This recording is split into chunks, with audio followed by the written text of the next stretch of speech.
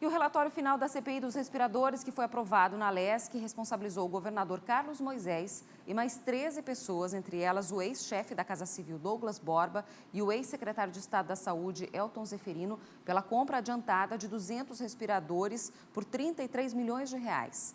Em nota, a defesa do governador disse que lamenta o desvirtuamento dos fatos apontados no relatório e alega que faltam fundamentos que comprovem a responsabilidade do governador no caso, mas diz que acredita nas instituições e nos poderes que devem esclarecer os fatos. Sobre esse assunto, eu converso com Cláudio Prisco Paraíso para falar sobre a situação complicada para o governo do estado. Querendo ou não, acaba se tornando cada vez mais crítico, né, Prisco? Boa noite.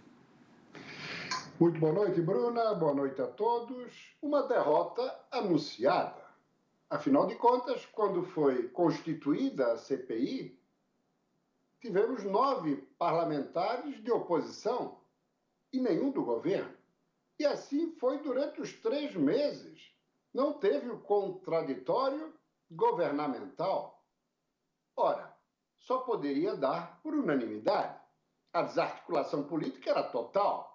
Mas nas últimas semanas o governador começou a se movimentar, buscando apoio de parlamentares para barrar o pedido de impeachment já em tramitação. É verdade, mas só que aí a CPI já estava muito avançada e 3 dos 9 parlamentares que andam conversando e dialogando com o governo não se sentiram à vontade de dar um cavalo de pau na hora de apreciar e votar o relatório.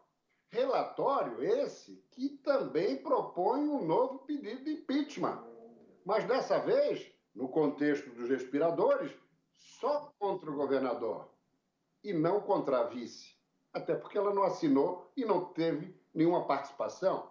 Ela estava com relações cortadas, política e administrativamente, com o governador. Mas será que interessa o impeachment só de Carlos Moisés?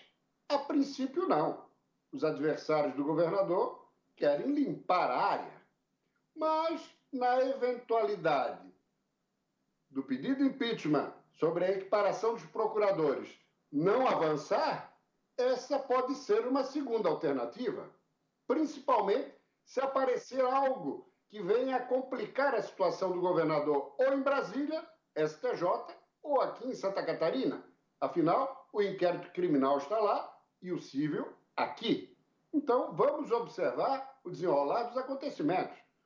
Os oponentes ao governador também precisam ter pragmatismo, sob pena da história oferecer uma repetição agora.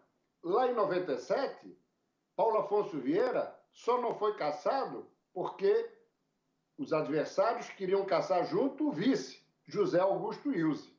E nesse momento, o MDB, partido dos dois, se uniu e garantiu o mandato de Paulo Afonso.